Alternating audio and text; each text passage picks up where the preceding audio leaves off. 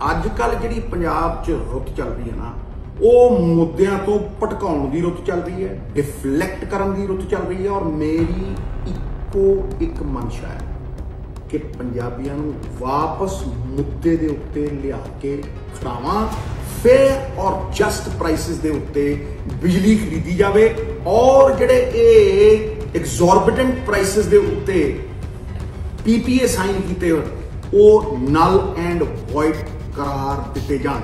एक टर्मिनेशन का कानून लिया जाए, Punjab termination of PPS act, जिहदे नाल ये फॉल्टी पीपीएस सिरे तो रद्द किए जान। जिहड़े 300 यूनिट फ्री जनरल कैटेगरी नूं देण दे फ्री बिजली समर्थ होवांगे। और जिहड़ा साडा सुपना है कि 3 रुपये डोमैसटिक यूजर नूं और 5 रुपये इंडस्ट्रीयल यूजर नूं ओ सुपना साकार होगा। प्यारे पंजाबियों, रुतां अक्सर बदलदियां रहिंदियां ने, पर अजकल जिहड़ी पंजाब च रुत चल रही है ना, वो मुद्दों तो भटकाउण दी रुत चल रही है, डिफलैक्ट करन दी रुत चल रही है। और मेरी इको एक मंशा है कि पंजाबियों नूं वापस मुद्दे दे उत्ते लिया के खड़ावां, क्योंकि पंजाब दे कल्याण दे विच मेरा कल्याण और सब दा कल्याण नहीं है।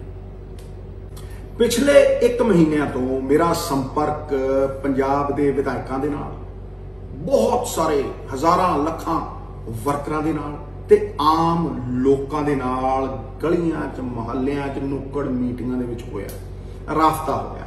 वो संपर्क साध के एक गल दा मैनूं एहसास होया कि चाहे हाईकमांड का 18 पॉइंट एजेंडा हो, चाहे साडा टॉप प्रायोरिटी पहल के आधार पर जिहड़ा असी मुद्दा निर्धारित किया सीगा, कोआर्डिनेशन कमेटी दे विच भी 5 मुद्दों वाला जिहड़ी चीफ मिनिस्टर पंजाब दे नाल हुई सी, चाहे वो कोआर्डिनेशन कमेटी का मुद्दा हो, वो बिजली का मुद्दा है, फॉल्टी पीपीएस का मुद्दा है, और अज लोक आवाज है धरती पाड़ के आउंदी है कि यह मुद्दा लोक हित दे विच सब तो पहल के आधार के उत्ते सॉल्व किया जाए। इस समस्या का पहला सीधा ते सिंपल हल है कि पंजाब सरकार लोक हित दे विच, पब्लिक इंटरस्ट दे विच एक बिजली कानून 2003 के अधीन निर्देश जारी करे,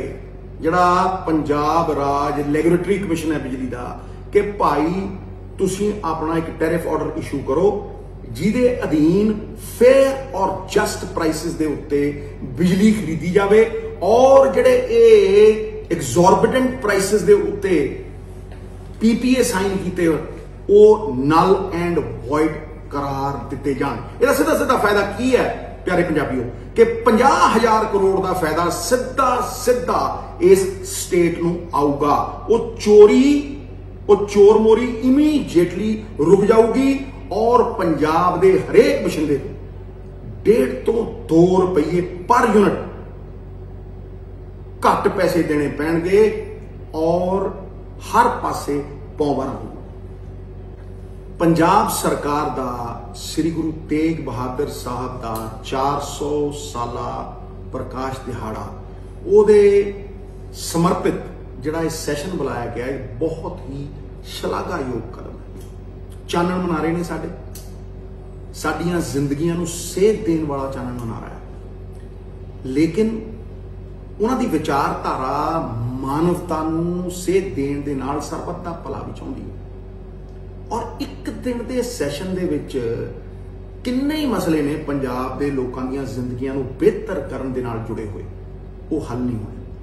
मैं मंग करदा कि गुरु साहब की याद दे विच 5-7 दिनों का सैशन होवे, जिथे होर अहम मसलियां दे नाल ये तरजीह दी जाए कि जिस तरह असी SYL दे खिलाफ डट के एक कानून लिया सीगा टर्मिनेशन का, और पंजाब का बूंद पानी देने तो अनजस्टिफाइड इनकार करता सी, उस तरह एक टर्मिनेशन का कानून लिया जाए, Punjab termination of PPS act, जिहदे नाल ये फॉल्टी पीपीएस सिरे तो रद्द किए जान और पंजाब दे लोकां नूं जस्ट और फेयर प्राइसिस दे उत्ते बिजली मिले और ये तय होवे कि जिहड़ी PSPCL है वो एग्जॉर्बिटेंट प्राइसिस दे उत्ते बिजली ना खरीदे और लोक हित दे विच पंजाब दे हर बाशिंदे नूं सस्ती बिजली मुहैया कराई जा सके।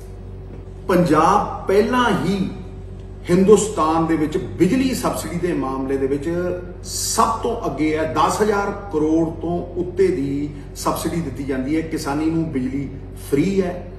SC BC BPL ते फ्रीडम फाइटर्स नूं 200 यूनिट तक फ्री है। दिल्ली वांग नहीं कि 200 यूनिट तक फ्री है और 200 तो 400 50% और 400 के उत्ते पूरे का पूरा बिल आता है।